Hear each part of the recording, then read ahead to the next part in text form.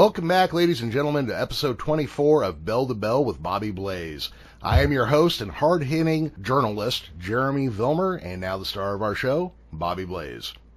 Hey, Jeremy, thank you. And to all you great fans out there, thank you for bearing with us the last couple of days for the delay, but it was unavoidable, and we appreciate you hanging there with us, and it sure is good to be back on here with my friend Jeremy, and also letting all you friends, bringing you to the Bell to Bell with Bobby Blaze podcast, man. 'Cause I'm going to tell you, I jonesed. I missed it, man. I missed recording, I missed talking, and I missed hearing it played back. So I'm glad to be back, Jeremy. Thank you. So am I. Yeah. So, thank you everybody for tuning back in. I know there's been a couple day gap in between episodes here, longer than usual. We are experimenting with new release days and that sort of thing, being as how we have to record on a different day than we had gotten used to. But we'll get those smoothed out and we'll get all that figured out. But yeah, Bobby, we were gone just long enough that I had to actually stare at my mic setup and go, how does this shit go together again? Yeah, well, it is good to be back, man. This is episode 24. Do you want to set it up or do you want me to? Well, why don't you go ahead and set it up? We're going to call this Bobby Blaze's Top 10 Favorite Matches. And these are matches. When you sent me the idea, and I do appreciate everything you do, just so you know that. You produce, you edit, you direct, and you give me ideas. I thought, now, is he talking about matches I've been in, or is he talking about matches I've seen? So I sent a little notice, and I realized I was already into matches I've already seen, so I really didn't give you a chance to get back to say, no, I meant the matches you was in. So 10 of the top favorite matches I've seen. And that's going to be what this episode's about. And I think it's going to be a very, very enjoyable episode. Before we get into it, do you have any shout-outs or anything you want to put out there for the people real quick? I know I have one I want to mention. You know what? Not in particular. I just want to thank everybody for tuning back in. Bobby, I'm a little hectic right now. We have a grandson living with us full-time. I got to figure out how to get back down to L.A. and trash a car. Just started a new job that I really don't know what I'm doing at yet. So I'm a little out of sorts, and everybody's been sick in my house for a week. So you know what? Let's just have you do your shout-outs. Okay, that sounds great, man. I mean, stressful as fuck, but yeah, I'll go ahead and do my part. That's no, I understand. Didn't know if you want to bring up some of that on the air or not, but I knew you was going through some things, and that's completely understandable, man. So thank you for taking the time out of your busy schedule to record this. That makes me respect and appreciate you even more. Well, as I mentioned on the Twitter, and you can follow Jeremy on Twitter at The Geekish Cast. You can follow me on Twitter at Bobby Blaze 744, or you can follow our joint account at Bell to Bell Blaze. That said, my shout-out is going to lead into where we're broadcasting from this week, and that is my shout-out is going to go to Tex, because Tex, he does our graphics. We appreciate you, Tex. Adam, you had the week off. You had to do any damn traveling this week. But Tex sent me an article, and I'd only read this article once, and it actually came out March the 2nd of 2014, and I apparently lost the link. But it's from David Wolford at davidwolford.com. And he had written a really nice review about Pin Me, Pay Me. The title of his article for this magazine, it was called Bobby, We Hardly Knew Ya. David had been a former student of mine back in the day. He was a high school wrestler, and now he teaches at a high school, and he also does some college courses, and he's actually written participated in writing a couple of college textbooks. So he's a very, very smart man. And one of the things I liked about it, which is going to lead into where we're podcasting from, is in his article he called the Ashland, Kentucky National Guard Armory this town's version of the Omni. And I thought that was pretty cool. So we're coming to you from the Ashland, Kentucky National Guard Armory, and that's, of course, in my hometown. And I've wrestled there many, many times. But before I wrestled there, I got to go to some matches there. And probably about 1970 or 71 might have been the first time I went to some matches at the National Guard Armory. But by 1976, there was a little local cable company and public access kind of deal, and they used to run shows there. And I only lived a few blocks from the Armory, and my brother and I, we used to go over, and by that time we played sports. The Armory had these really nice basketball indoor courts.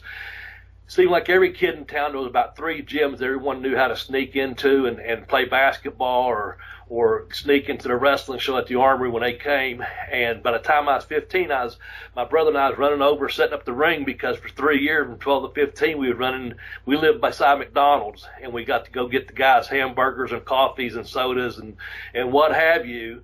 That place was always special to me, and I finally got to wrestle there, as an adult, several years later.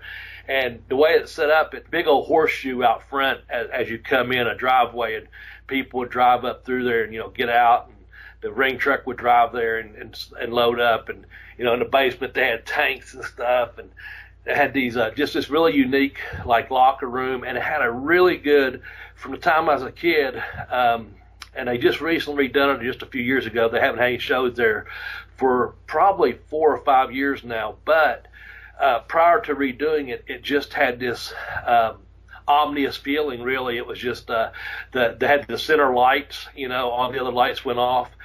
Whether you went to Golden Gloves Boxing there, or if you went to, they used to have the Kentucky National Guard sponsored a high school volleyball team that was outstanding, ranked nationally back in the late 70s, early 80s. You'd go to some of those tournaments there. It just had this really, really good atmosphere and this good feeling.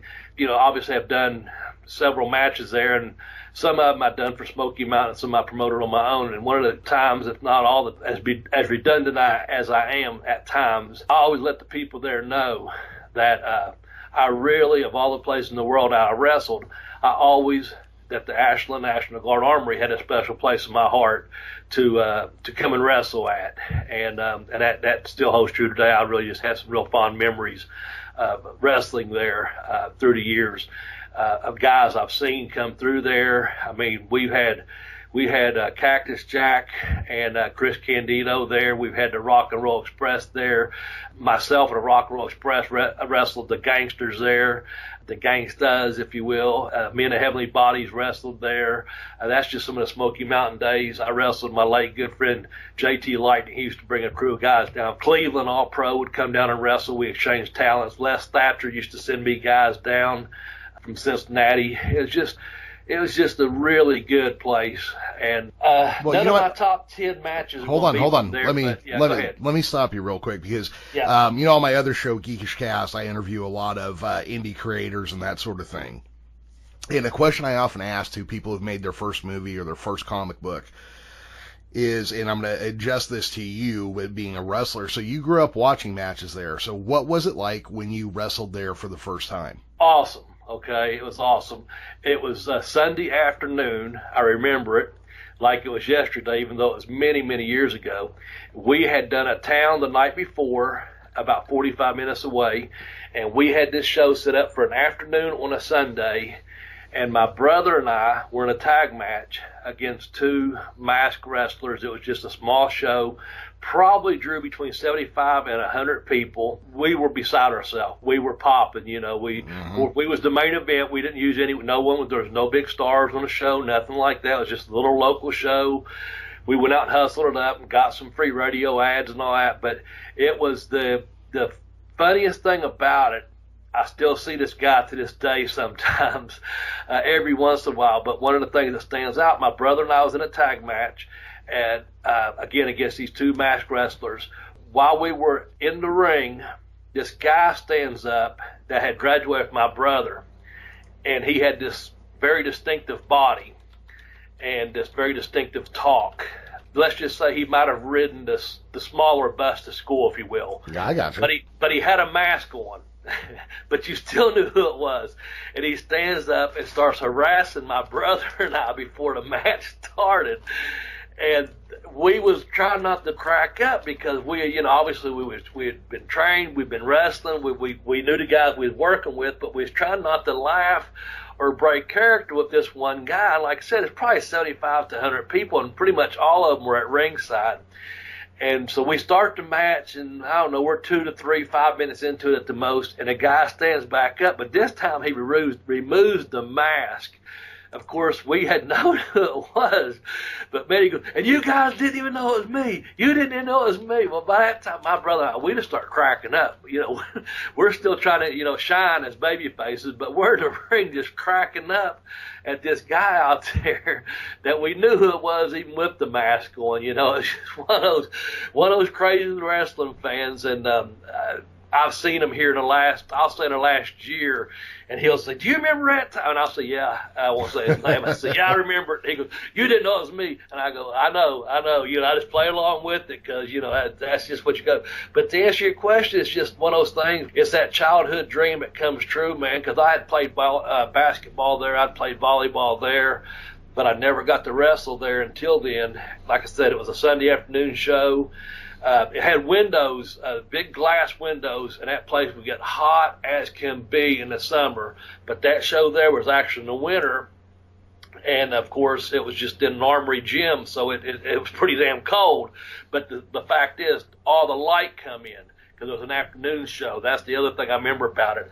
But so it wasn't until several years later, when I came back, probably in '94, the first time we ran a Smoky Mountain show there, when it was nighttime and our lights were off with the center of the ring, and that was even a better feeling, because that was when I felt like, oh man, I've made it. I'm in my hometown now. I've made it because there were stars on the show, and I was just someone on the show to me because we had the crew of Smoky Mountain come through there, so.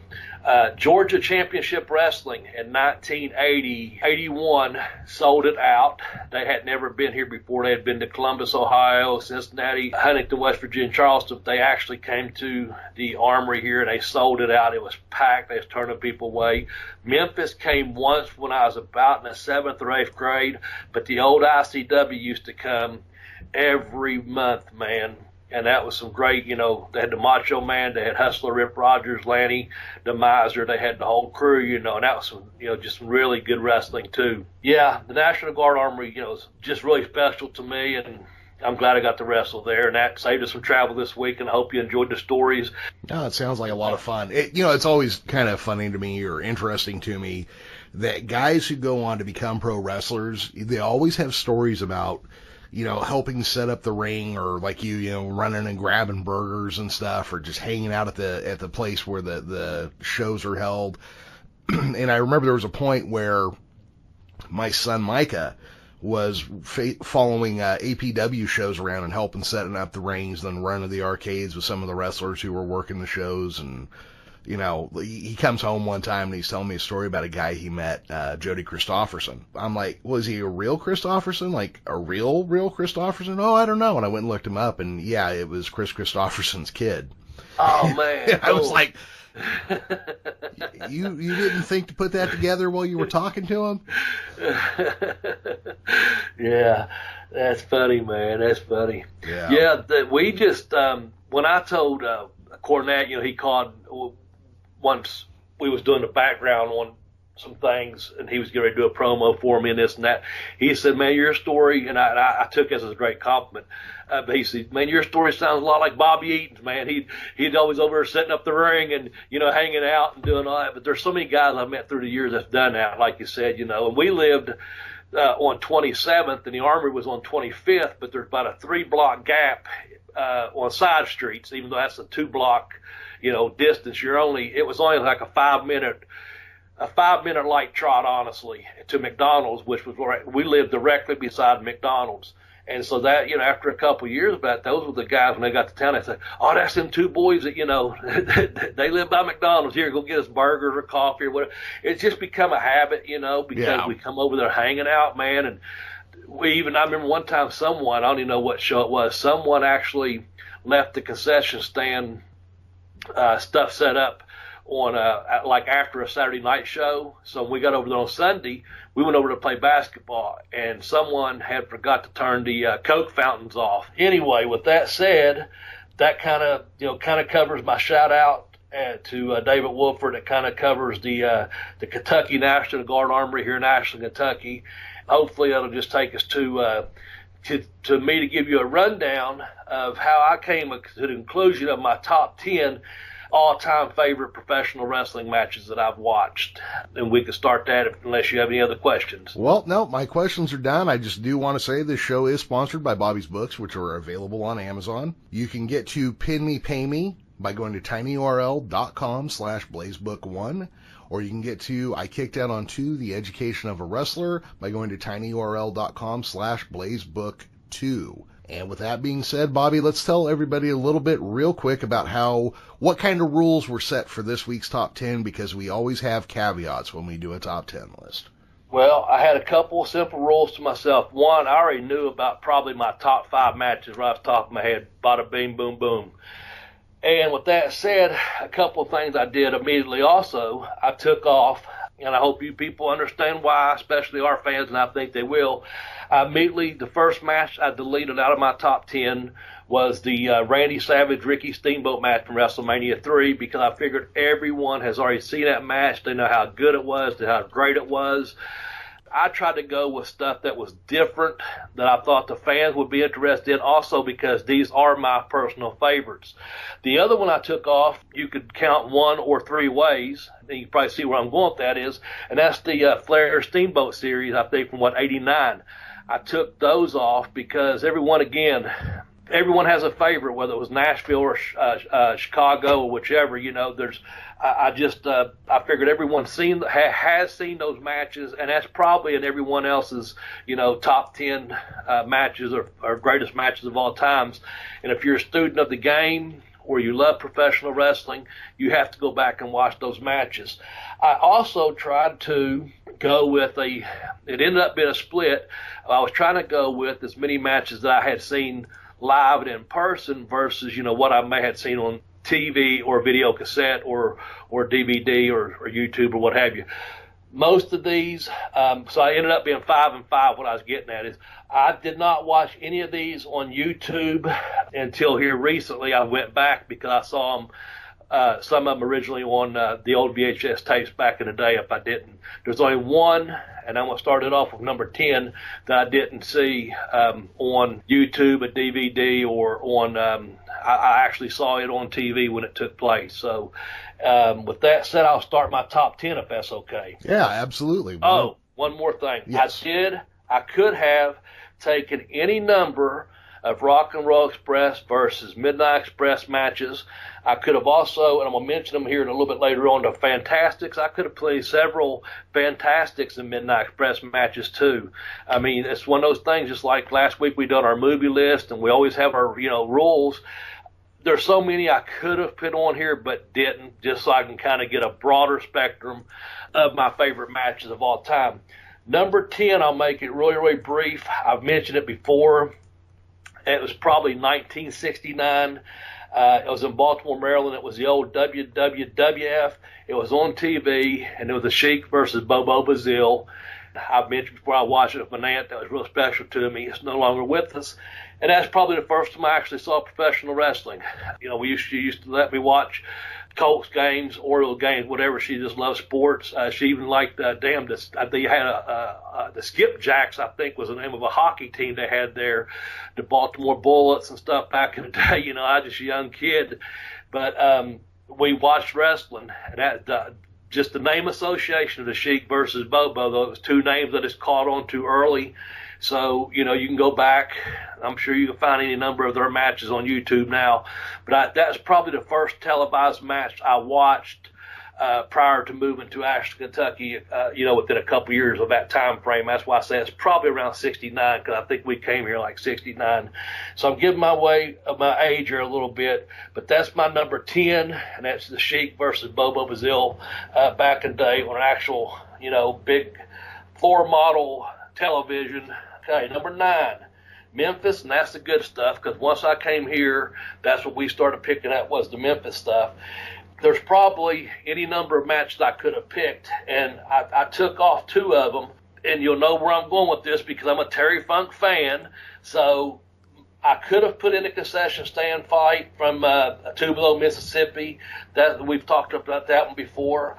I know, of Cornette. I know it's on, speaks about it. I know a lot of people do. They speak about it on YouTube. The first 5-star to 5-star rating of Terry Funk versus Jerry Lawler, I think that was from around 81-ish maybe. But my favorite was Terry Funk versus Jerry the King Lawler in the empty arena match. My eye, God damn it, Lance, get a doctor out here. I just love that. The promo Terry's cutting before it starts in the empty arena, and they go through the chairs, and it's Jerry Lawler, and Lance Russell's the only one there, and I think Lance he's smoking a cigarette, puts it out, and says, well, I guess it's going to start, and they just go at each other, and it's not the greatest technical match, because that's not what you're expecting, but it's just Terry Funk being Terry fucking wild man to, Texas Bronco or whatever against Jerry the King Lawler in Memphis, Tennessee in the empty arena match, and I just love that. So I picked that as my Memphis reference, and obviously that's one I saw on TV, and I've went back and since watched it on YouTube as well. So shoot away if you have a question. Oh, on that one. I absolutely do. Now you have to understand, I'm not insulting this match. I'm not doing anything like that. But what I have often found is that when you have a wrestling match in a quiet arena where there's no fan noise, it kind of takes the air out of it. Is that a problem with this match, or are you just so into it that the lack of ambient sound doesn't affect it? At the time, it didn't affect it for me one bit, okay? And then I watched it, within the last year or so, and once again, to me, I got so in tune with Funk's interview and Lawler talking and coming out there, and just the anticipation. Obviously, we talked about memory force, not the same, but you know what? For me, that match, the sound, it didn't matter to me. I just got into it. So I just kind of fended that away, that I was just such into it as a fan. It's like the concession stand match, like I mentioned. It's one of those things, like, you know what, it may not be exactly the way you remember it, but there was something about it. So, yeah, you could hear the ring, you could hear the microphone, you could hear Lance, you could hear them two grunting and yelling and cussing, but without the fan interaction and stuff, for me, I guess I'm just such a fucking mark for Terry Funk. And growing up watching Jerry Lawler, I just didn't bother me. It might someone else, but it didn't me. Yeah, I remember some series of 5-man tag matches or something the AWA did at the very end, and they couldn't sell any tickets. The last ones, they did it in an empty arena to prevent outside interference. And it was like watching one person play Rock'em Sock'em Robots. You're just there was no sound, no crowd, and sometimes the crowd energy is what gets you into the match. Yeah. Like when you're watching ECW, first you're watching thinking, oh my God, this is garbage, and then a move hits and the crowd starts chanting, holy shit, and you're like, that was pretty fucking amazing, And I see your point, and I'm a big sound guy. I liked that. I hated when eventually, I guess, I don't know if WWF, I'm sure, has done it, and I know back in the day, WCW, that they pipe in that sound and everyone's like sitting on their fucking hands and there are people clapping and stuff. That takes away from it for me. So, kind of being contradicting myself there. But for that particular match, it didn't bother me one bit. It's just, I was into it. It's a legendary match, and like you're saying, as Terry Funk's getting beat up, have some humanity, they played for an empty room. It's just, sometimes I wonder about that, and just if anybody else does, because I also get lost in weird tangents sometimes. But that was my question on the empty arena brawl between Terry Funk and Jerry Lawler. Well, let's move on to number 8. And I saw this one live, and it took place in Japan. It was on a Sunday afternoon. It was the last day of the tour I was on. It was the second time I was there, so this is around 97. And it was a 6-man tag match. Terry Boy, Dick Toga, and Taka Michinoku was versing the Great Sasuke, Gran Hamada, and Jinsei. And I had worked, I don't even know if it's first, second, or third match. I worked early on the card. I knew it was my last day of the tour. I knew it was payday. I remember going in and taking a shower real quick and coming back out, and maybe I was first or second. I really don't even remember that, to be honest with you.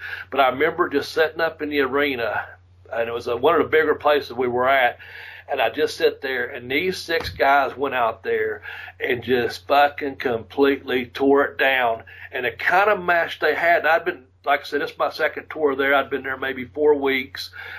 It was unlike a lot of the 6-man tag matches. They do a lot similar to the tag matches if you follow the luchadors or lucha libre, where they, you know, tag in, tag out without the, you know, when your partner's out, one slides in kind of thing. This match here, even though I had been seeing some of that, they kind of kept, this was more like a westernized, you know, like something we would be used to as a tag match, tagging in and out. And it was heels and baby faces. It was legitimately people that hated the heels and loved the faces. And then there was a few people, you know, probably like you and myself, that, you know, wanted to see the heels get over, but they were so into the match that I think by the end of it, they were glad that the baby faces won and that the heels lost. You know, the way it went. It was just the really timing, the execution of all the moves. Terry Tejo, can't say that, I can't remember exactly. Anyway, he was a Terry Funk wannabe, and he had a strange look to him, good build. He was built a lot like Taka Michinoku, but he had long bleached blonde hair. And that was the only thing. Other than that, he wanted to be Terry Funk. And he had these boots like Funk had. And then Dick Toga, people probably remember him from when he, you know, had his run in WWF with Taka. And he was shorter and stocky and heavy, like kind of a Mr. Saito type build, you know. But those guys just went out there and worked their ass off. I'd say the match went 25, 30 minutes. And it was just a really good match. I was just like, and I was, you know, you're at the end of the tour. You're dead fucking tired anyway. And 9 times out of 10, if I wasn't, you know, in something, I was back at the bus, you know, watching baseball on TV or drinking a beer or whatever. But I sat there in the arena that night knowing, I guess, it's the last time I see some of these guys for a while, whatever. And they just really tore it down. It was a good 6-man tag match. Again, it was Terry Boy, Dick Toga, and Taka Michinoku versus Great Sasuke, the Grand Hamada, and Jinsei. And it just, that's my number 8 match, man. It was really good. It really was. There is a difference between Mexican, Japanese, and American wrestling. And a lot of times when you watch Japanese, it does feel like it bleeds more towards the Mexican style. Yes. And I think that was one of the things that ECW and WCW did, was they varied their product and introduced the Western audience to these different styles. I think that still, you can still feel that in the modern products today as well. Yeah, I agree with you. And that's what that match did. It had a blend of all three. You know, it was the Mexican influence because Hamada had been there. Of course, Sasuke had been there. I'm sure probably the Young Boys had all been there at one point too. But they, you know, it all just kind of bled together and fed together, and it was just a good solid match, man. That's just the best way to describe it. That as a fan, you're sitting there going, fan, you're one way. But as a performer, and I just finished up this tour, and I felt like it was my second time there, and I felt like I had a really good tour, and I felt like I had some talent. You know, you feel good about yourself. You know, not being egotistic or nothing like that. I'm just saying.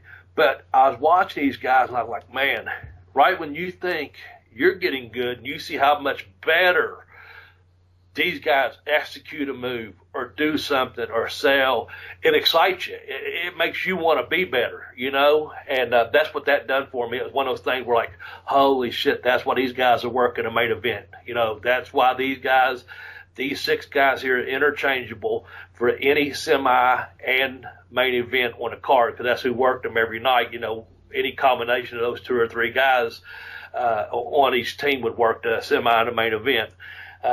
So that was cool. With that said, my next match is number 7, is from All Japan, and actually the match took place in Australia.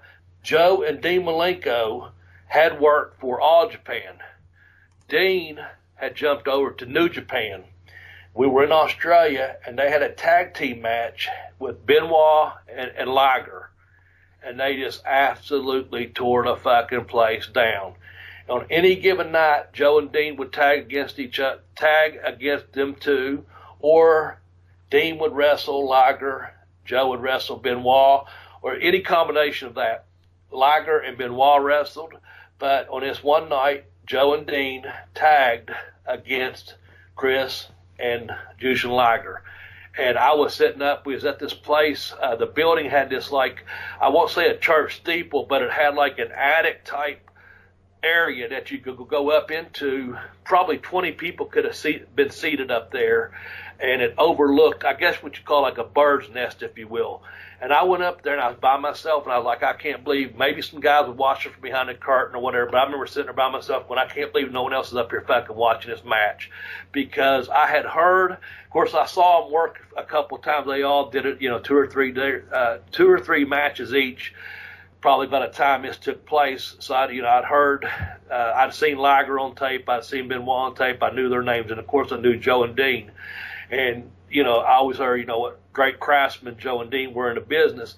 And man, when them four got together, they did just a Japanese style match, really way ahead of its time for, Australia or anything over here or anything I had seen.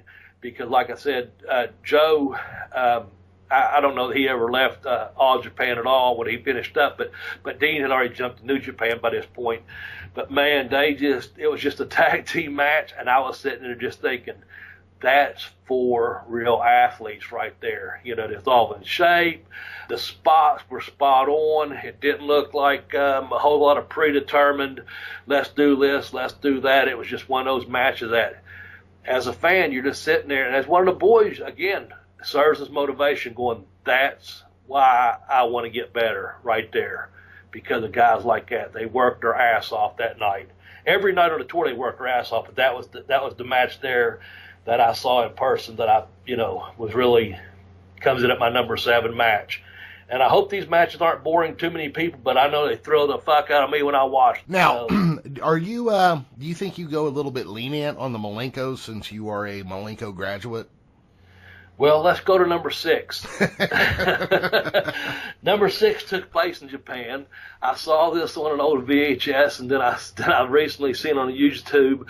And when I say recently, I probably watch it about once a year. And it's Joe Malenko versus Dean Malenko in All Japan. So, do I go lenient? I don't think so, because I think way back in 93, I've heard other people say, man, Dean Malenko is one of the most underrated wrestlers in the world. And I think that, his height, his size held him back some. But Joe was all Asian junior world heavyweight champion at one time. They put the All Asian tag team titles on him at one time. I mean, so I think their credentials speak for themselves. I don't know if I'm lenient. I'm definitely biased, towards those guys. And if you watch that match, Joe and Dean they do a double drop kick and miss each other. They do a double cross body, and connect. And it's, you just see the clash. I've said it before early on. It's like, Dean's more the art performer out there working, where Joe, he could do the shoot style, submission style, and Dean could too. But they made stuff look so smooth and so real, but they also made it look like it was competitive still, if you will. And yep. I like that. To answer your question, I think the best way I can answer it is, I don't know that I'm lenient, but I'm certainly fucking biased. I think that's a fair answer, and I didn't want to use the B word. That's why I used lenient. I think an argument could be made that Dean Malenko was one of the greatest in-ring performers of the last 25 years.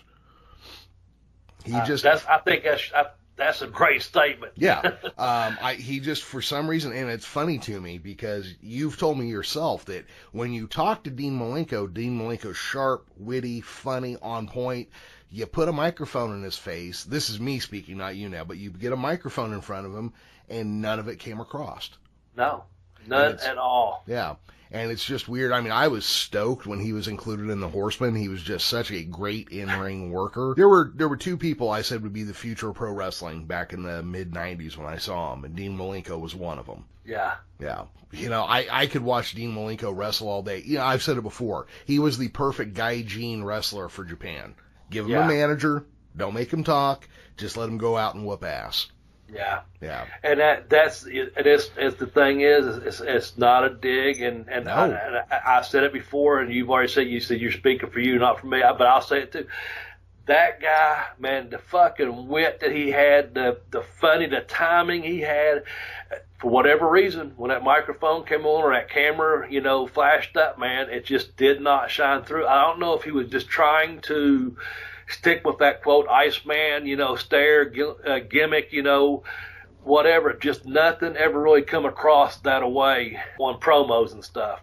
But as far as in-ring performance, man, that guy, I watched him over before that match took place. I watched him in, Australia just night after night going, I've heard all these great stories about these, other guys. And here's Dean, and he's like he's shining. I'm like, holy shit, his talent. Why isn't he with a big company? Yeah. And of course, I knew he was making money in Japan for years prior to that. So that's my number 6 was Joe versus Dean Malenko in Japan, which is going to take me to number 5, if you don't mind. Absolutely. Carry on. So number 5, Jeremy, and it's William or Steve Regal against Chris Benoit. You can find this one, I think it's from around 2001. It's the Mark Curtis Memorial Show. Those two just go at it. It's brutal. They wrestle. They use the European style, they use the American style. They just really, really go at it. And one of the reasons I like it, in addition to the physicality of it, Tom Pritchard does some of the voiceover on it.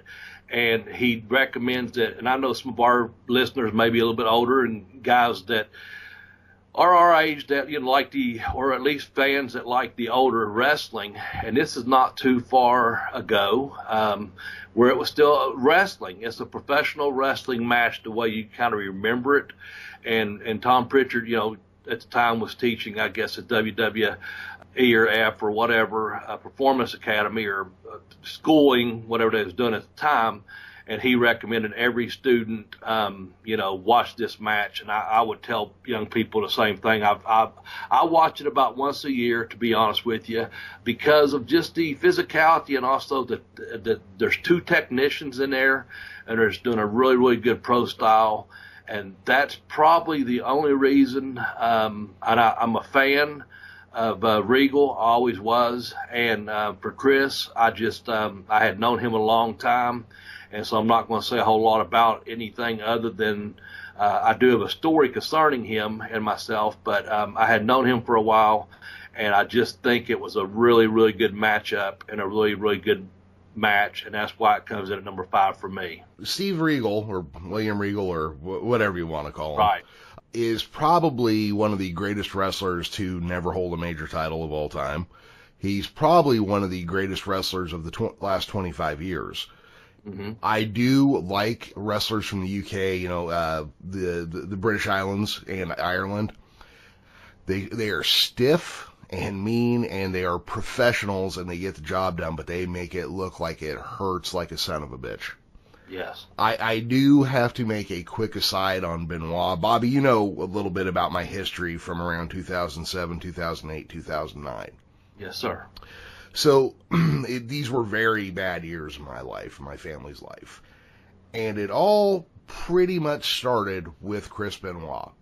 That is really, I can chart that day as watching the rest of my life slide off of a hill. I said earlier that I had called Dean Malenko and one other person the future of the sport. Chris Benoit was the other guy. I thought that's who he was going to say. And so when Benoit did what he did, it affected me in a very personal way, especially with just starting from that date going forward, the way the next 3 years of my life went. I in my head, I can trace it all back to that day and watch everything else happen. I feel personally, I didn't know him. I got to say this. I realize you did. I didn't know him. I'm talking as just somebody as a fan whose memories are so tied up with that period of time. I've got you. Yeah. So, and excuse me, everybody, my voice is out, and I've had a cough for a couple days. But I feel almost personally offended by what happened there. I was such a fan of his, and for him to have done what he did, it's just one of those things. I can't bring myself to watch a Benoit match anymore. I don't know that I have a whole lot more to say about it than that. I'm sure this is a great match. I've never seen it, but I'm not going to go watch it now. And you know what? I totally respect that you don't want to go watch it, and nor will you watch it. And if anyone else out there listening hasn't seen it and don't want to watch it, don't. I totally respect that. I watch it about once a year just because it keeps me, when I try to help younger people, it gives me something to kind of go with, and that's it. With that said, I can't agree more with what you said about Regal being one of the greatest, the last 25 years. He was phenomenal, man. And so I'm just going to slide out, was just telling a brief story. I had met Chris back in 93, had spent some time with him.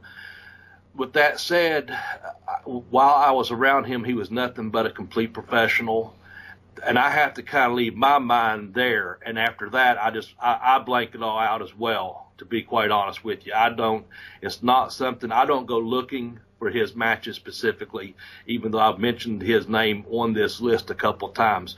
With that said, I do have a story to tell you that I'd like to share real briefly about Chris Benoit myself. It happened in Dayton, Ohio. No, I'm sorry, Toledo. Is it Toledo, Ohio? Toledo, Ohio? Yeah, Toledo, Ohio. I think it's a year had passed, and I remember walking in with one of the Armstrong brothers, and Norman Smiley was behind me. Norman said, "Bobby, I remember this arena. This is the same place you and Benoit had that killer match at last year." He said, "Y'all tore the house down." And I said, "You remember that?" He said, "I always remember all the good matches, the best matches off each show." And I took it as such a compliment from Norman to tell me that. What had happened, I had wrestled, we did the World War III, the pay-per-view. Then we went to do the TV, of course you had Nitro on Monday, and then we had TV on Tuesday. And I was completely unaware of this at the time. I was in the locker room just getting ready, just like anyone else, and Chris Benoit came, and he said, "Bobby, come here." And he said, "You're working with me tonight." He just locked up with me, and we started going at it, almost like a shoot, professionally, right there, just standing like right where I was dressing. We didn't move 2 feet. And he said, "This is the way we're going to work, blah, blah, blah." And I knew something different was about him. I didn't know what it was at the time. And he said, "You think about some things you can do, and I'll think about some things I want to do, and I'll get back to you." He said, "But we're going to go out there and we're going to have a hell of a match tonight." And he walked away. And I thought, I wonder what that was about. And I remember Dean Malenko, and I think it was Jericho. I could be wrong on that. I know Dean was there because he said, "Hey, I thought you guys were going to shoot right here in the locker room. What was that about?" And I just kind of blew it off. I was like, "I don't know." And I didn't know. And then about 15 minutes later, he came back and he said, "Here's what we're going to do. How do you feel about this? How do you feel about that?" And we didn't have everything planned out to a T, nothing like that. He hated that kind of stuff. We called most of it on the fly. But he just said, "Whatever you do," he said, "I want you to work as hard as you can. I want you to work stiff." He said, "I'm going to throw these knees." And he said, "When I bend you over about a hair," this is about the only thing honestly told me. So when I bend you over about a hair, put your hands over your face because I'm throwing knees. And that was about it, honestly. And, of course, I knew the finish. And Big Dusty, if you haven't heard his episode, that's episode, I think, number 4. Go back and listen to it on our podcast. But Big Dusty puts the match over huge on the mothership, WTBS there back in the day. But I didn't know anything that had taken place. And what had actually taken place was Mongo McMichael was part of the Horsemen then, if you recall, during that time period. And my name was on the board, apparently, that I hadn't seen yet, to wrestle Mongo. And Mongo thought that I couldn't keep up with him and that I was beneath him and that he shouldn't have to wrestle a guy like me. Now, I knew what my job was there. I knew I was about mid-card at best. I knew when I was going to get wins, and I knew when I was going to get losses pretty much ahead of time, weeks, sometimes days, but usually I knew. And I was fine with that because I was doing what I loved doing. There's 24 matches on the card. They shoot 12, they take a break, and they shoot another 12. And that's your next 24 matches. That's your next 2 weeks of TV on TBS. So the first 12 obviously will air week 1. The second 12 will air 2 weeks later. And we were number 23 on the card. Scott Hall was the main event. I don't remember who he wrestled, but I know this. and I tore the fucking house down. We had one of my top 5 matches of all time, and that's one of the things we did this list, my top 10 matches. I know of what I like as a fan and as a wrestler, but one of my favorite matches and best matches was against Chris, and this was one of them. Thus, a year later, Norman still remembering it being the best one. What had happened was, and I know you have a question about Mongo, so I'll let you get that out there, and then I'll go from there what I know. Because at this point, I knew nothing, okay? Well, I just, how many times did Mongo McMichaels use a Northern Light suplex? Did he use it once? I don't know. I doubt it.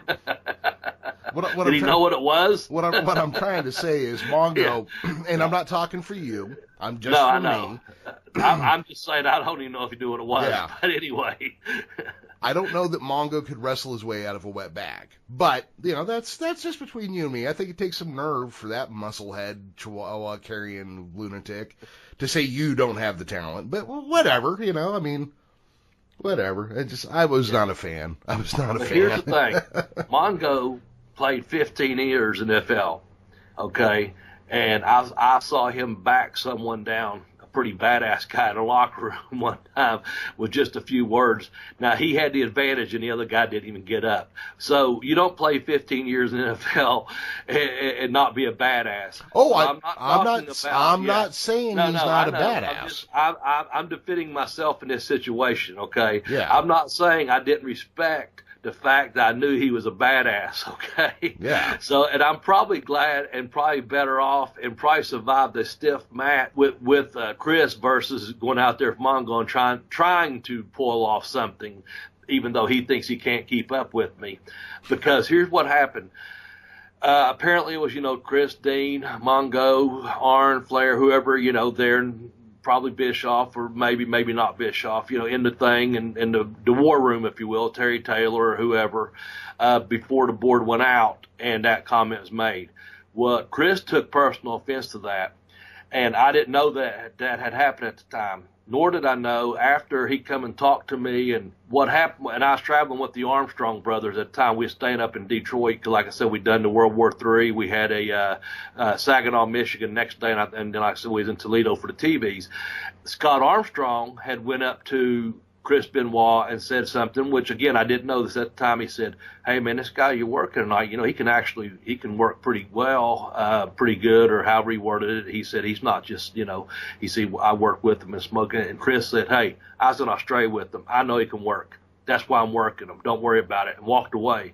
And I guess he was a little bit stewed at Scott, not stewed, but, just a little bit hot that, because Chris knew who I was. Yeah. We go out there, we have the match, we tear it down, work stiff, it was good. I didn't know any of that until after the fact. That went all through Chris's body and mind that Mongo said that in front of those guys, and every one of them other guys had respected me, and Chris had known that, and he said, put my name with them, I'll wrestle them. And with all due respect, we did. We worked it, and I had even talked to Mongo several times about football, little things. I had Dick Butkus's book at one time.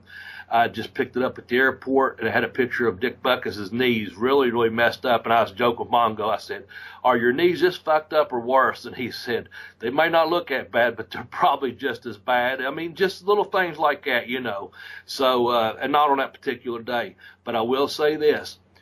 After that match, there was just a few of the boys. Like I said, it's match number 23 out of 24 on the show.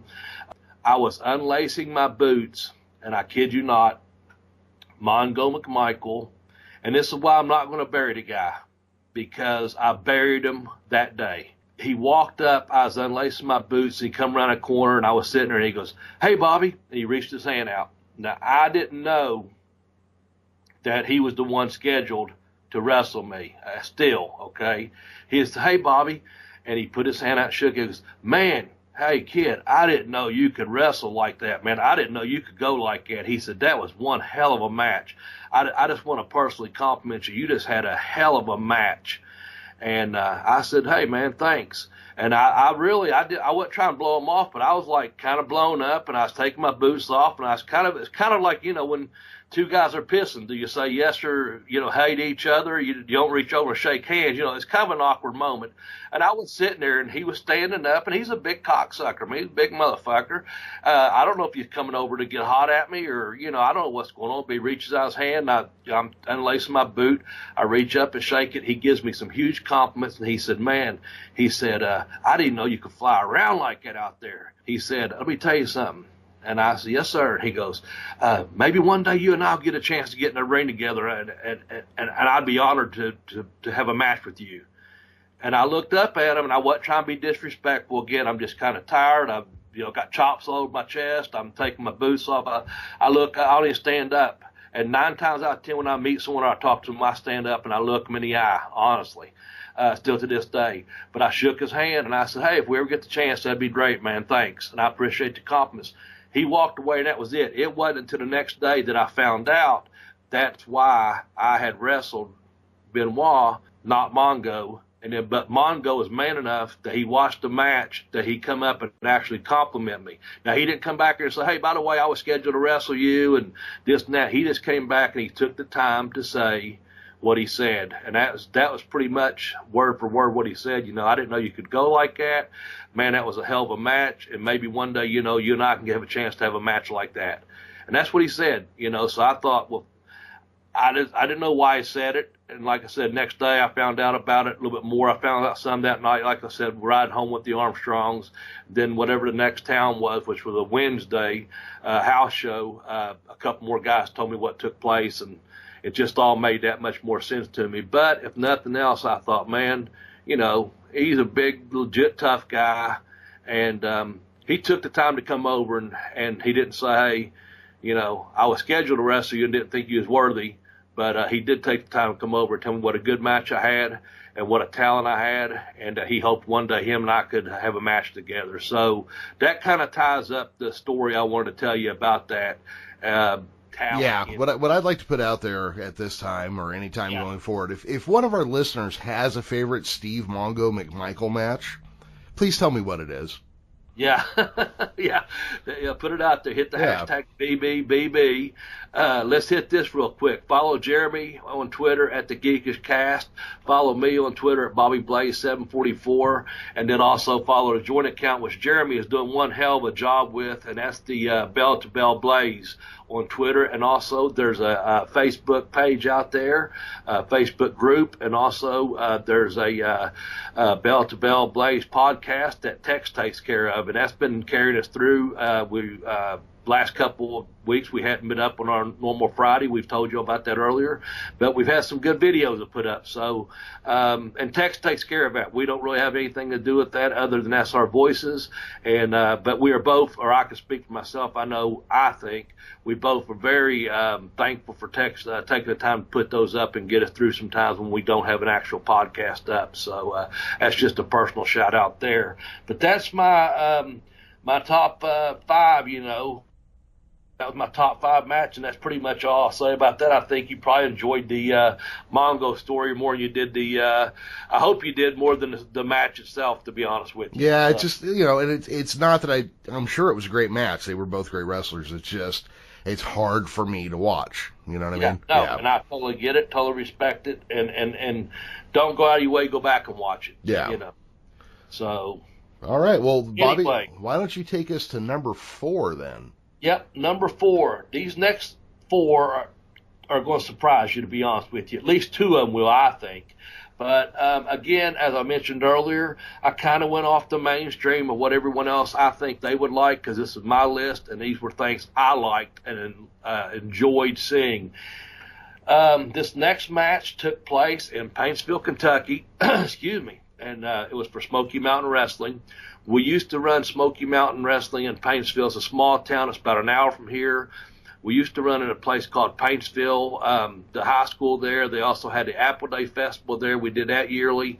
But they also have a big county school called Johnson Central. So I'm going to give them a shout-out because we only had to wrestle there like twice. Mostly we ran. I'll give Ken Cantrell a shout-out too, one of Cornette's buddies, a friend of mine as well. Hey, Ken. I see him and Lisa every once in a while at some shows, and they're really always very nice to me. And Ken takes photography and this and that. But for this show, and he helped run Paintsville because we always did it for the volunteer fire department up there. And this show we had to go to Johnson Central High School because something was already taking place at Paintsville High School. I don't know if the school had been flooded. Honestly, if it had been a snow day, things happen. A tournament could have been going on. I don't know. So this place is in Johnson Central High School because I'm going to have another one in a minute at Paintsville High School. This match, though, involved Bullet Bob Armstrong and Dick Murdoch. And you're thinking, where the hell can you come up a match with those two guys on it?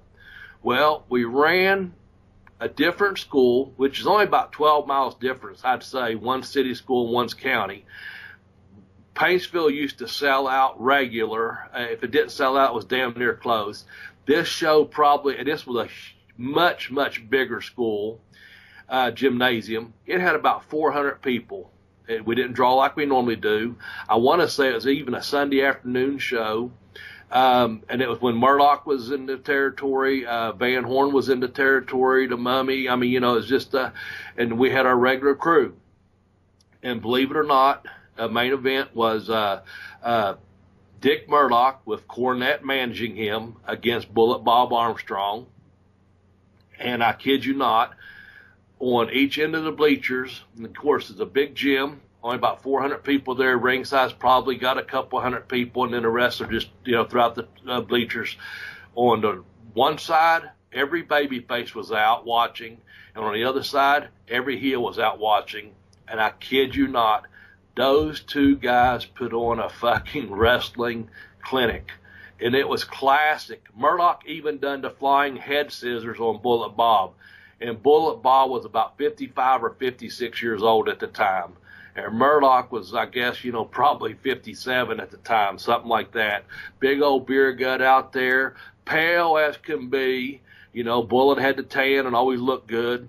And I'm telling you what, I don't think Cornette had to interfere or do anything other than introduce Dick Murdoch. And I'm telling you, the people, they watched it. And I swear, I was with Ricky and Robert and Tracy, and maybe one other boy. White boy may have turned babyface by that time, I'm not sure. But on the other end, I looked down there, and there's all the fucking heels looking out the locker room, standing by the bleachers. And them two guys, and Murdoch at one time even yelled out, because the boys were popping. They was putting it on, I think, more for the boys and Cornette than they were for the fans. But even during the match, and it could have even been, I'll just say this, it could have even been during the flying head scissors. Murdoch yells out, "The billboard still says wrestling." And they went about 30 fucking minutes. And it was just, excuse me, I'm losing my voice. I'm going to get a drink of water somewhere. I know I moved one. So if you hear something crunching, I'm sorry. I wish it was a shot or a beer or soda or something, but it's water. But anyway. It's important to stay hydrated. I know. Those two, it was fucking, it's one of my favorite all-time matches. I mean, here it is at number 4. So what's that tell you? And they went about 30 minutes. Honestly, I couldn't even tell you who won. I imagine Bullet Bob went over. I imagine it was some kind of DQ with Cornette involved or something, or maybe Murdoch put him over clean. I don't even know. I just know they tore the fucking house down, and it was a great fucking match, man. So that's my number 4. So that's a good one. Any questions, tell me or ask me, and I'll answer. Not really. It's that good. Yeah, Bullet Bob, we're going to have to do a full episode about the Armstrong family at some point just to kind of dig in for people who don't know a lot about them. Sounds good.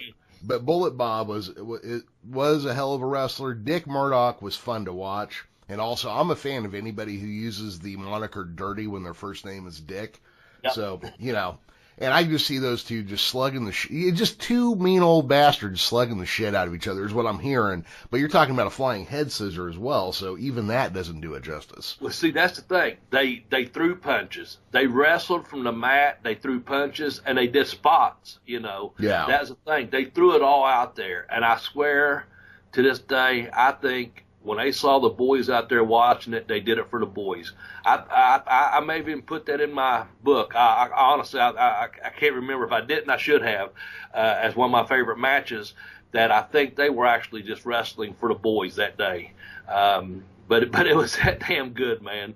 So anyway, that's all I'll say about that, if that's okay. No, that's fine. It's a damn good one. Yeah, it sounds like a hell of a match. Well, yeah. Why don't you take us to your third pick then? Okay, third pick. This is one I mentioned earlier. I could have put the Fantastics in there at some point during one of these matches, but my third pick is going to be, you got it, the Malenko Brothers, Joe and Dean Malenko against the British Bulldogs. It was like match of the year in like 88, maybe 89 over in Japan. And Joe and Dean against Davey Boy and Dynamite, and they just fucking, it's just one of those matches. I saw it as I went over at Larry, Professor Boris Malenko's house. Dean had brought it home from Japan, I guess, or someone had sent it to him. And myself and a couple other students went over to watch it on after training session one day. And it just opened my eyes to the style of Japanese wrestling, and also the respect that the wrestling itself got, and also the respect that the Malenkos had in Japan, along with the Bulldogs. It was not your WWF, at the time, Bulldogs. It was the guys that, it was the boys that had wrestled in Calgary and England and wrestled in Japan. You know what I'm saying? They put on a match that was unreal. It is on YouTube. It's just unreal, man. Joe could probably legitimately, Dynamite might have been a legit badass, but Joe, legitimately could have stretched any of them at any given time, and worked with them, of course, and I've emphasized that before.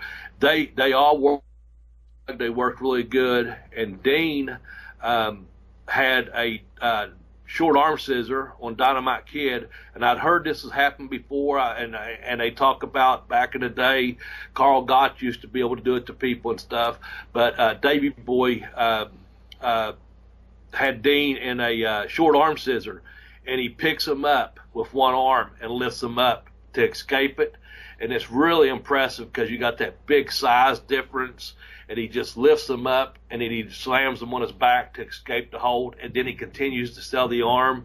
That's just one of the spots in it, and you can just see him going back and forth with each other, and it's it's like one of those 50-50 matches, and they blocked finishes, they did false finishes, anything you could about do. I think it's about 20-25 minutes at the most, but probably closer to 20.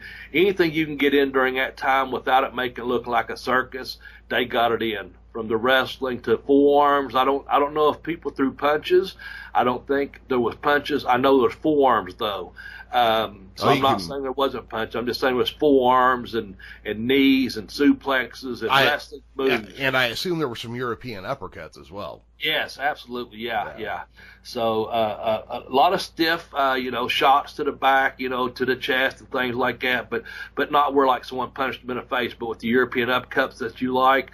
Also just the forearms to the side of the head, setting up spots, to, I think there's a victory roll in there where they roll through.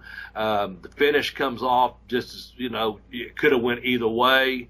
It's just a really, really good match, and that's one match I would encourage anyone to watch. And I talked to Bobby Fulton because while I was watching that match on your sidebar on YouTube, as you know, sometimes different things popped up, and I was watching that one day. It's in two parts, if I'm not mistaken. I could be wrong. That one may be just a single, but the Fantastics wrestled the Malenkos. Shortly after that, it popped up one of those sidebars, and man, they tore the house down too. And I thought, holy shit! I immediately called Bobby, and you're gonna hear my doorbell in a second. We'll take a brief break in just a second. My furnace guy's back, I think, Jeremy. So hold on one second. But anyway, let me finish this real quickly so you have a cutoff spot. I called Bobby Fulton and told him what a great match they had against the Fantastics as well, and he put it over. He remembered it, of course, but talent they brought over. So yeah. Well, should we? And I don't know how I'm going to edit this together. So if anybody's listening, my schedule has changed, and Bobby's got some things going on where he's got people coming and going from his house. So this episode has been a little trickier to put together than most.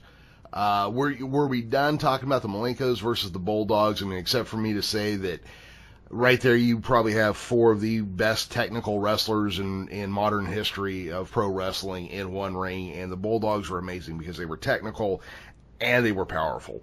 Yeah.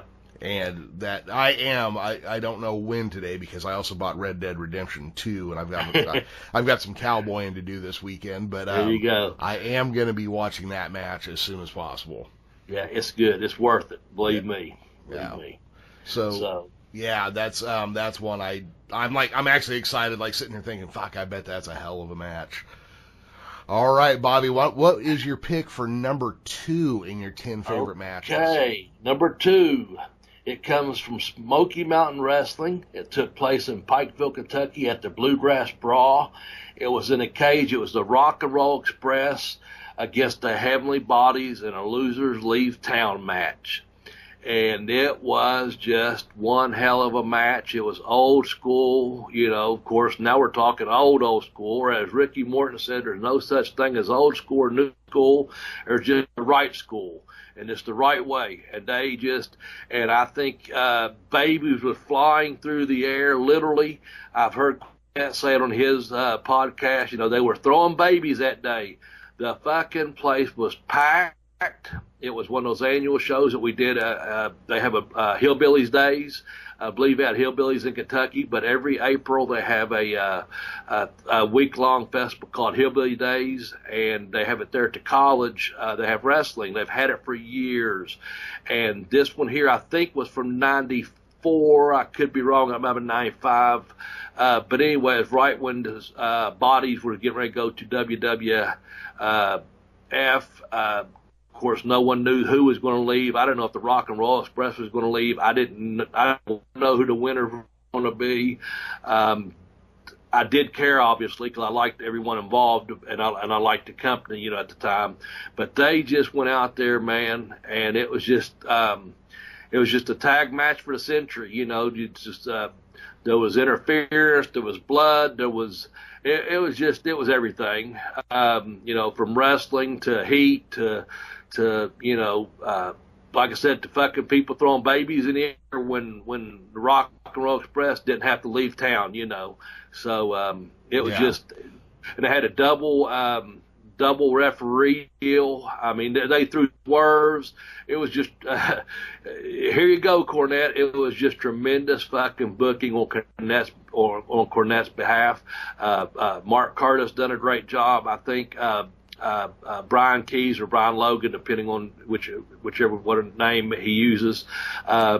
He had been, a student. He had ended up working there. He served as a second referee. It was just one of those things. It was swerve after swerve. A man just standing there in the hallway and watching that match. It was a Madison Square Garden match in the fucking hills of Pikeville, Kentucky. It was that good. And once again, I don't know that I ever saw a Rock and Roll Express, Midnight Express, or a Rock and Roll Express, Heavenly Bodies match that wasn't good, and throw the Fantastics in that mix too with any of them guys. But that match there, they just done a little bit of everything, from the brawling to the fucking tags to the distraction of the referees to the knocking out of referees to like I said, man, it was just packed, and it was just a really, really good match. It serves in my memory as one of the greatest tag matches of all time that I've seen in person. And like I said, I kind of stayed away from all my rock and rolls and midnights, my Fantastics and midnights and Fantastics and rock and rolls and all those things, to kind of go a little bit different. And if anyone was there or watches, I know Cornette tells them. I don't know if that one is still on YouTube. It was, because I know there's some conflict of interest with some people on YouTube putting something up. I don't know. But anyway, it's a hell of a tag team match, and it's the Lose or Leave Town match with the Rock and Roll Express versus the Heavenly Bodies with Cornette in the corner. So hell of a match, man. Just a hell of a tag team match. That's my number 2 all-time favorite match. And again, before we finish this episode up eventually, these are some matches I took that weren't just mainstream that everyone would know about. So I'm hoping some people go back out and find some of these matches, or if you do own them, go back and rewatch them, man, because they're well worth it. They're just excitement. And if I'm not mistaken, Jeremy, I may even have a copy of that, and if I do, I'll try to get it to you. Oh, that'd be awesome. Because I bet Ricky Morton sold his ass off too. Oh yeah. And as Ricky and as Ricky Morton is known as saying, the fans that was fucking hanging from the rafters, and that story there, he would not be telling a fib. He would not be working the fans. He would not be working the boys when he tells this story. The fucking, I'm telling you, the fans were hanging from the rafters for that one, folks. Let me tell you.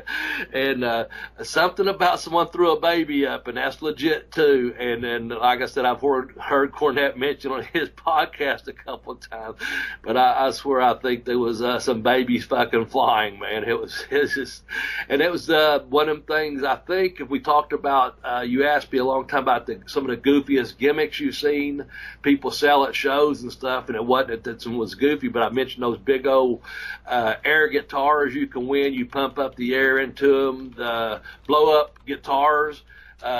They had bought, Ricky and Robert had bought a shitload of them, was signing that was one of the shows they was signing a bunch of them at, at $5 a pop or whatever. It cost you $20 worth of dimes to try to throw a dime into the Coke bottle or whatever at the county fair.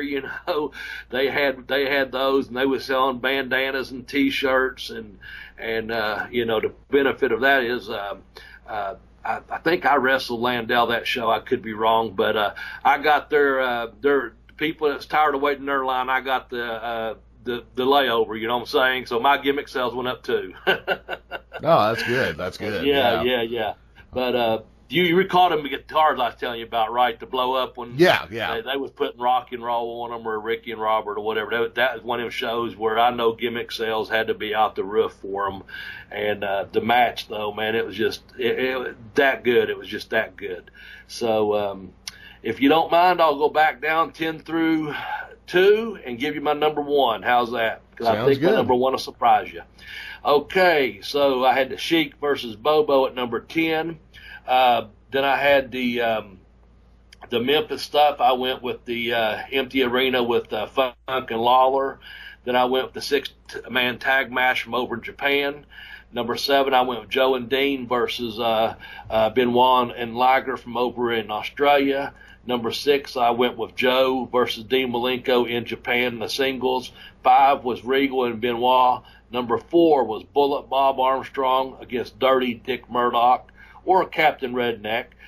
Number 3 was the Malenko Brothers against the Bulldogs from around 88 or 89 in Japan.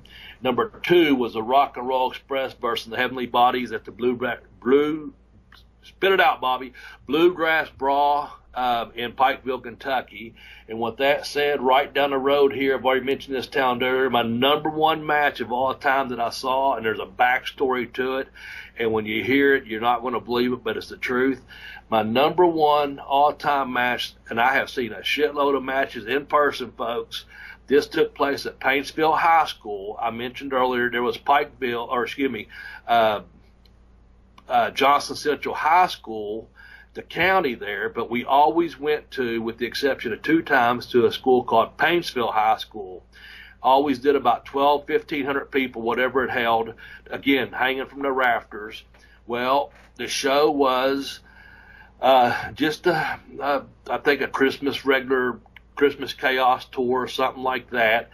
The match that tore the fucking place apart, it went for about 30 minutes. It was Bullet Bob Armstrong, and I know we're going to have to, I wanted to bite my tongue when you said we have to do something about the Armstrong family here soon. I'm telling you, the advertised match, and it was packed, folks, and Cornette had been on TV pushing it, and the advertised match was Bullet Bob Armstrong versus the madman from the Sudan, the Abdullah the Butcher, okay? That's who was going to be there. And Abby had never been to Smoky Mountain Wrestling yet. They'd done some promos, and they had this place. I mean, it was filled up, and The stipulation was that he was bringing in Abdullah the Butcher, and that the loser had to kiss the winner's feet at the end of the match. And the show, before it starts, they make an announcement. Abdullah the Butcher is not going to be here.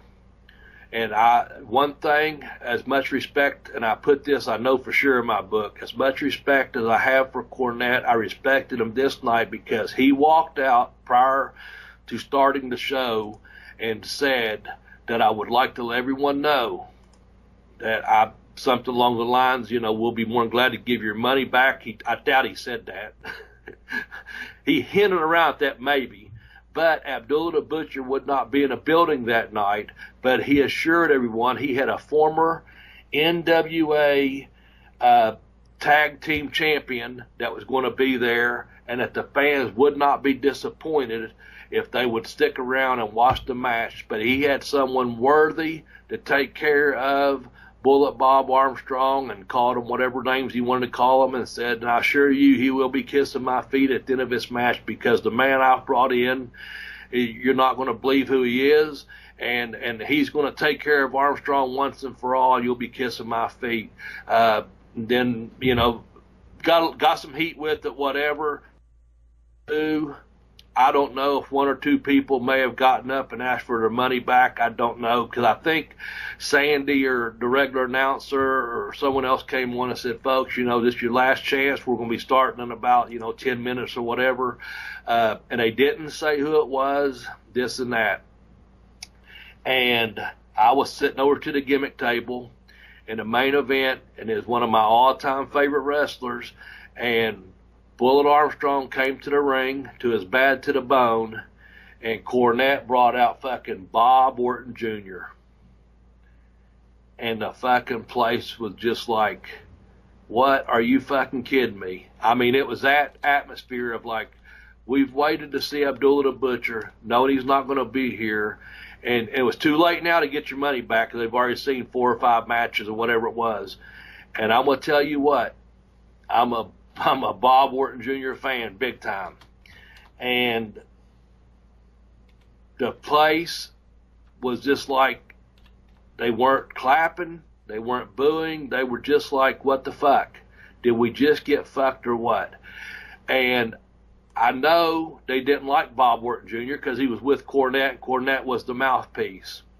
But I'm going to tell you what happened and why this is probably my number one greatest, funnest, as a fan, as one of the boys' matches I ever watched. And I know it's probably stunning for some to think, how in the fuck is that your number one match? And again, Armstrong's probably about 55 years old at the time. That's just a guess. I'm just guessing on my age and his boys' ages and while we were there, and he was, acting commissioner. And I think it took like 18 months before he actually performed, in Smoky Mountain, because he was the commissioner at that time. Cornette might have used him a little bit before that in the ring, but I don't think he did. But anyway, Orton Jr. gets to the ring. Cornette gives him the grand fucking welcome. There's no more mention of Abdullah whatsoever. It's just, I'm paying you the bounty. I brought you in specifically for this. Don't forget, that you've got to win, because there's no way I'm kissing that man's boots. I'm not going to kiss him. Blah, blah, blah. The fans start watching. First they start working. They lock up. They do a couple little things. And if there was any fan in doubt, and in my mind, I swear I don't know. There probably was some booing. There's probably some hissing.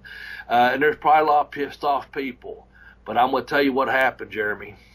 Within 2 minutes of them guys locking up, for the next 28 fucking minutes, everyone fucking watched. When I was putting over the clinic that Murdoch and Armstrong put on earlier, you can only imagine putting it in there with Orton Jr. Bob Orton Jr. and Bob Armstrong had a fucking match that was out of this world. They just worked. It's called working, and they worked. Heel versus face. heel with a vengeance for his manager as a hired hitman to put this man out, the former commissioner, the legend, that is Bob Armstrong in eastern Kentucky and eastern Tennessee and throughout, the South. And I'm going to tell you what, and he got that when it came time for Orton to get the heat on Bob Armstrong. I thought Bob Armstrong was dead. He was doing the shaking chicken where one leg was shaking, like, when you cut a chicken's head off. I don't know if you ever seen it, and it still flocks around with the nerve endings, flying around. Dude, Armstrong would lay in the middle of the ring. He got his head stomped on, and his whole body's stiff as a board except for one leg, just a flopping. I remember that. And then the punches were just there. The moves were there. There wasn't any flying head scissors, but there was no need for it in this match, and there was no mention of, boo, boring, we want our money back, where the fuck's Abby, and this and that. Bob Orton Jr. was so fucking good. Within 2 minutes, no one even recalled Abdullah the Butcher being booked on the fucking show. That's how good the match was. And then to cap it all off, he's a hired hitman, okay? And, of course, he got beat. And Cornette's yelling at him, getting up in his face and saying, I can't believe you let this happen, blah, blah, blah. And Orton is just, he's a hired gun, man. He's there. He don't have to be there, but he's there for Cornette. He's there for the fucking payoff. And Cornette's like, you're gonna have to go over there and kiss his boots. You're gonna have to do this. You have to do that. And Bob Orton pretty much just was like, you know what, fuck you. He didn't say that obviously, but he's pretty much like, go screw yourself, Cornette. I come in and done my job, and the man beat me. And the stipulation, the boot thing, I had nothing to fucking do with that, or however he said that. And he just eased himself out of there. And, of course, by this time, Bob's just sneaking around watching, and people are still fucking watching the show. Orton steps down out of the ring, and Armstrong grabs the boots, grabs the microphone. He says, hey, Cornette, before you leave this ring, I think there's something you forgot. And that's this. The stipulation was the loser, and you agreed to it, the loser must kiss the winner's boot. And Cornette's begging off, selling, and man, it's getting over like you wouldn't believe. And Cornette's running around like a scouring dog on all fours, and Armstrong puts his fucking foot out, and he scours over on all fours, and he leans over and kisses the boot, and the fucking place pops and this and that. And right when you think it can't get any higher and hotter, Cornette's backing away, wiping his lip. Oh, God, whatever. Armstrong says, hey, before you get out of this ring, it didn't say you kissed the boot or the foot. It says you kissed the feet, and I've got another foot right here for you. And fucking that place went nuts, because once again, it couldn't have been done any better. And Cornette scouring around, and they're like, do it. They're going fucking nuts. And Orton Jr.'s about halfway back through the crowd watching, it's on you. You signed a fucking contract. If it said it, you're going to do it. And, of course, the people, they hated Cornette there. They loved Bullet Armstrong. And Bob put his other foot out, right towards the middle of the ring, and Cornette scoured on all fours from the fucking corner and made all the faces and did his job like a heel man should, and he kissed the other boot. And when he did, that fucking place, you could hear it all over the state probably, man. I mean, it was a huge fucking pop. But I'm telling you, for that 35-minute match, we'll say 5 or so to do the introduction, 30 minutes of working, and then again the 5 or 7 minutes after, so 40 minutes of it, we'll say. I'm telling you what, man, it was one of the greatest. It was my favorite all-time match I've ever seen in my life, because they done professional wrestling the way wrestling should be done. There was the All-American, baby face. There was your heel that had been on, WWF WrestleMania. He had been on Starrcade, if I'm not mistaken. He had been an NWA champion, as Cornette had promised, a tag team champion. He did put that in there, and also he'd been a multiple champion on other levels. And so made him, I guess the main thing is when you come out there and within 2 minutes make him forget that Abdullah the Butcher is even supposed to be booked on a fucking show, and you're going to watch this match, and everyone stayed and watched.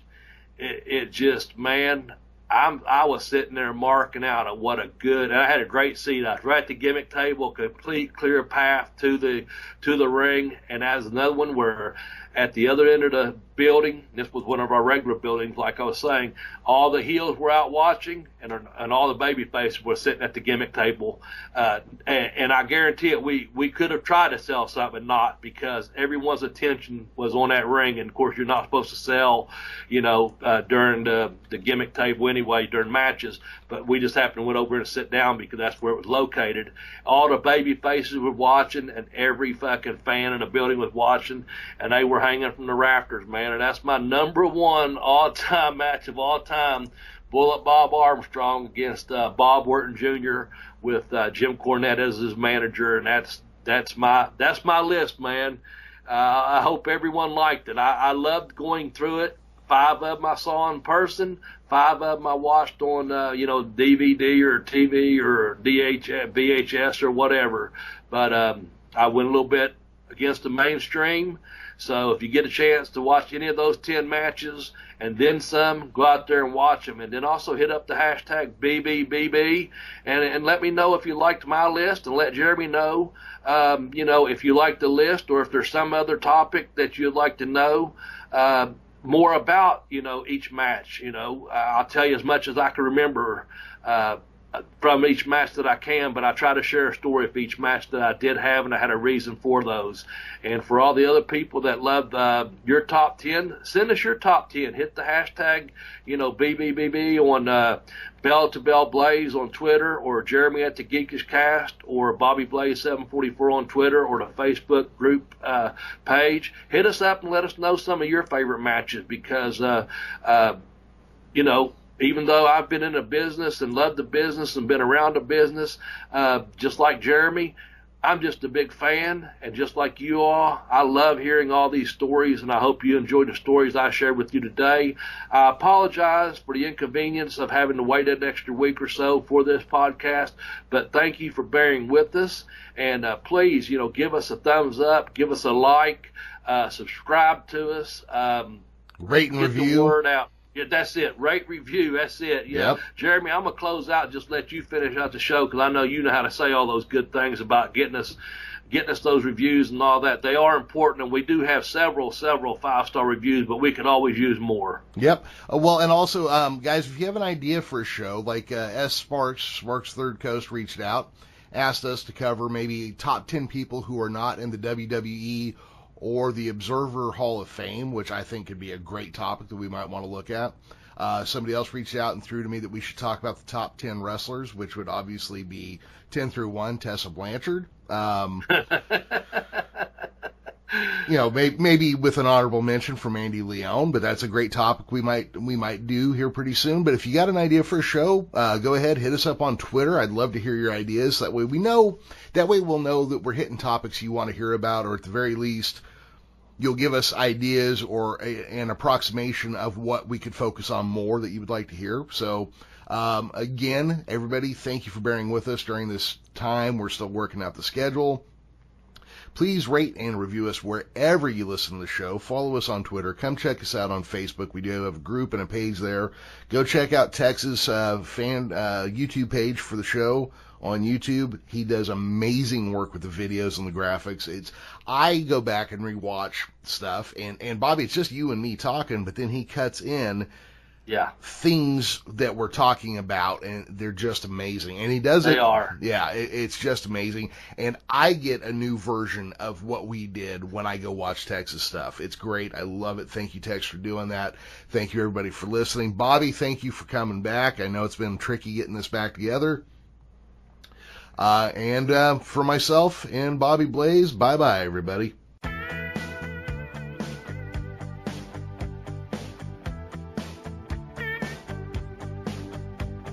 Thanks for listening to Bell to Bell with Bobby Blaze. You can keep up with the show by following the show account on Twitter at belltobellblaze.